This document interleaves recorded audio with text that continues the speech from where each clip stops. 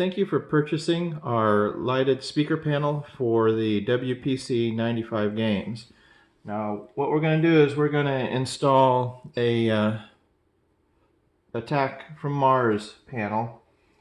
We're actually going to be installing that in a No Good Gophers because I don't have an Attack from Mars game here, but all the WPC95s are all the same size.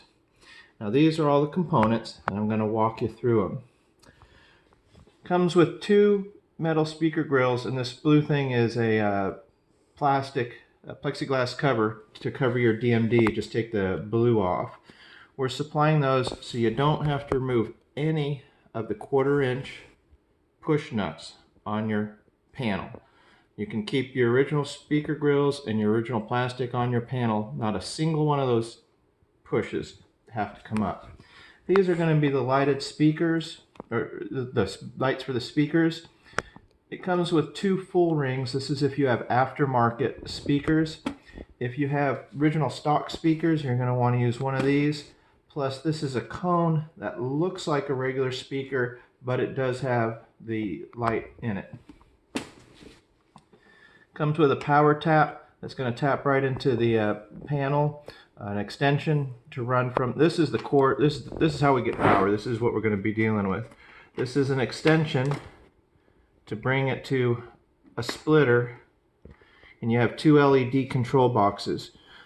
This box that's got the two arms on it, this is going to control your lights on your speakers. This that's got one arm on it, it's going to control the main panel. Both use the same remote, battery. You have 4-pin connectors to connect that everything. Now, you have the zip ties to tie things down. These are little standoffs. This is what you might see on a Stern. If you've ever done a Stern metal game, there's little standoffs. Well, Bally Williams have standoffs also. So this is what that'll do. Now on the screws, you got a selection of screws. You're going to have them for your secure down your DMD with washers, lock washers, to secure down your either stock or aftermarket speakers with the speaker rings with washers and lock washers. And these are going to be some brackets that are needed. So these are all the components, so let's get started. So what we're going to do is we're going to use this panel to replace this panel. The first step you want to do, make sure your machine's off, set down a good working surface. I love using these bathroom mats because they're rubbery on the back, they won't slide. Pull up your trans light and just set the trans light down. Sometimes that hook. Just set that down and this whole thing unplugs. Unplug this and remove the trans light. Next is to remove the panel. These are a little tricky. They lift up and then they pivot out. And then you push them in, set them down, and then they slide out. Now you got the panel out. Okay, now this wire is a little tight, so I'm going to pull this out just to give me, or this connection, give me a little bit of flexibility. It is keyed, so you'll only be able to plug it in one way later. Now, next step is to undo the 4 screws that are holding in each speaker and the 4 screws that are holding in your DMD. So I'm going to go ahead and, well, let me just use a Phillips head screwdriver, and they're going to unscrew right out. Now we'll go to the next step. Okay, I pulled the panel down a little bit to give us a little extra space. So I'm going to pull off the speakers. And as you see, you'll have a full-sized speaker on this side. Now on this side, you're going to have normally you're going to have a small adapter plate like this for the smaller tweeter. On my particular game, I had 2 large-sized speakers because I had aftermarket speakers on this. But these are the 1/4 inch push nuts that I'm referring to. You do not have to remove any of those to install your new panel. These can easily damage parts of your game. So let's go to the next step. On your original panel, you have two slots here that your pins on your back box slide into and go into place. Because the lower pin is so close to the front and we need about 3/8 of an inch for light, we had to use a different mounting system. So on the back of your panel, you're going to see there's a deep indentation on one side and a shallow indentation on the other side. And we'll get into that a little bit later, but I kind of wanted to point that out for the next step. On your game, you have these two pivots on the side. Our panel won't go with these two pivots, so we're going to remove this bottom pivot, and you're going to install one of these short L brackets with one of the short wooden screws. I'll show you that next.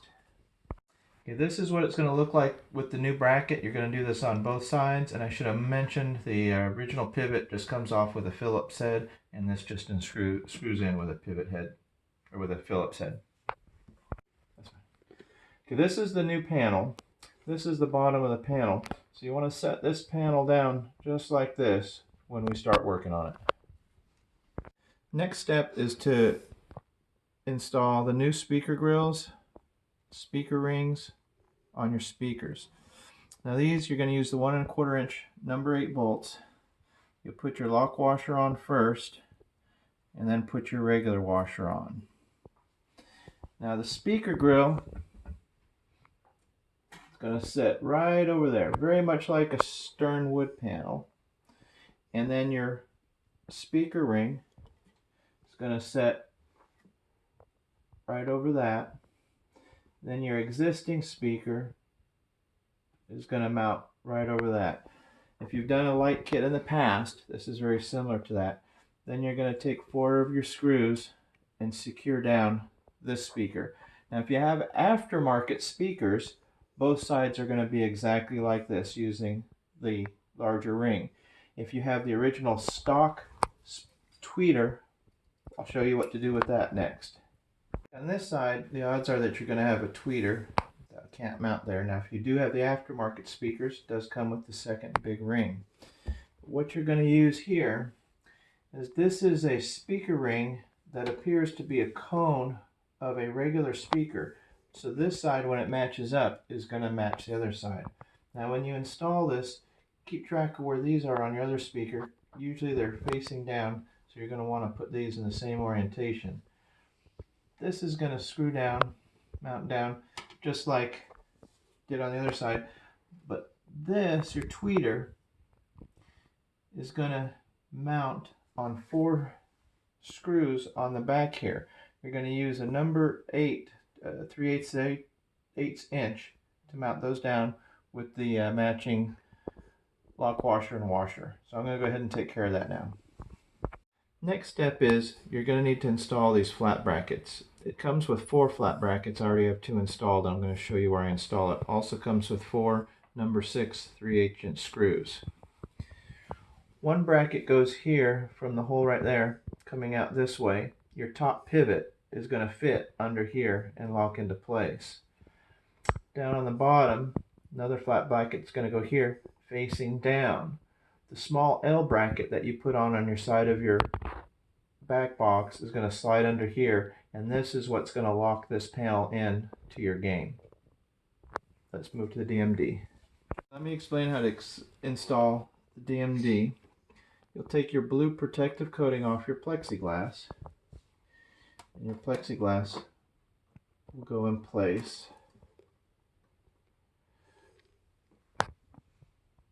Then you're going to have the 4 standoffs. The standoffs are going to go above your plexiglass. Now your 4 number 6 screws, put your lock washer on, and then your washer. So I'm going to transfer that over and secure it all down. Be right back. Okay, now we need to get power. This is a Rotten Dog board, so it's slightly different than your board. But up here, these are the main areas that we get power. We're going to pull it off of this last jack. And that's jack number 142, I believe. 141. I'm sorry, it's 141. This is our jumper That's going to get to our main power that we need. This is going to plug in right where we took that off. Now this has what's called a Z-connect. There's a second plug on the wire tap that you got, and that's going to plug into the wire tap. And then the plug that you unplugged from your game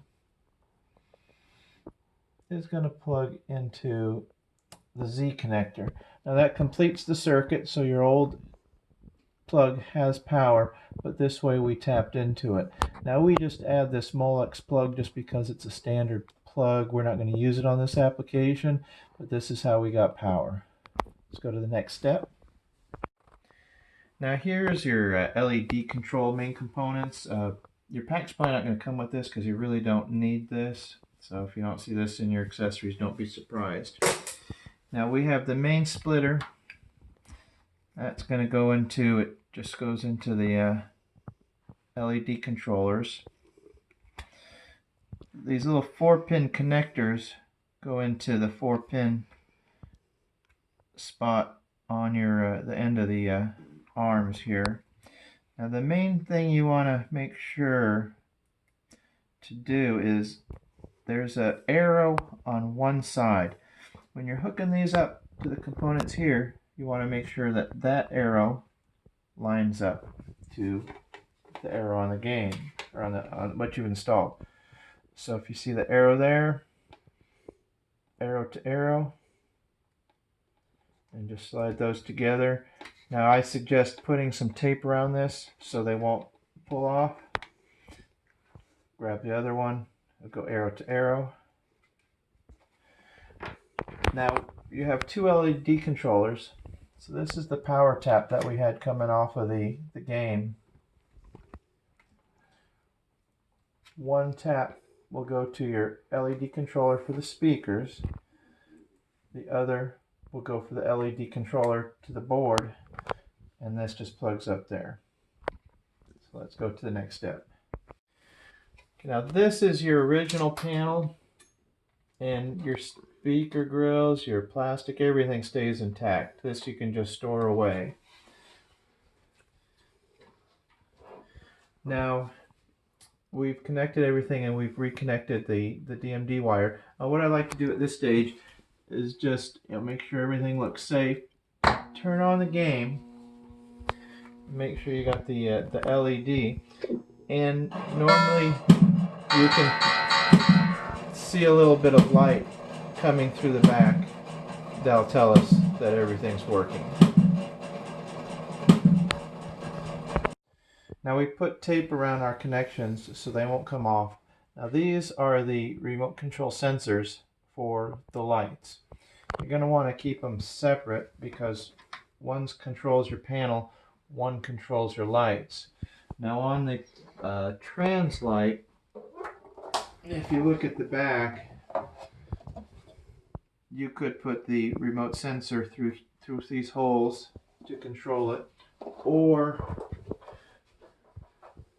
on the speakers we did make a notch and the remote control sensor could go through that notch. Or what we're going to do is we're going to place this in place, turn it on, set it to the setting we like, and then put the trans light on. So now to install the panel, all you do is you just tilts back and you get it about 1/2 inch, 3/4 of an inch up, and then make sure it goes all the way back, and then it falls right into place. Make sure no wires, I got a wire underneath here, need to make sure no wires are trapped. There we go. Now we got a nice clean fit on the bottom.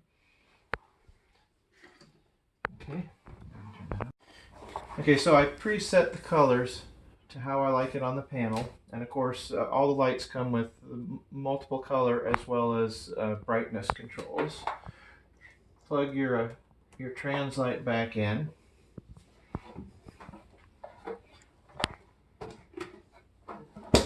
Just raise up your trans light as you normally would.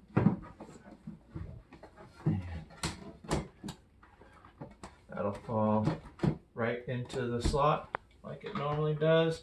It can lock. Now let's turn it on and see how the colors look.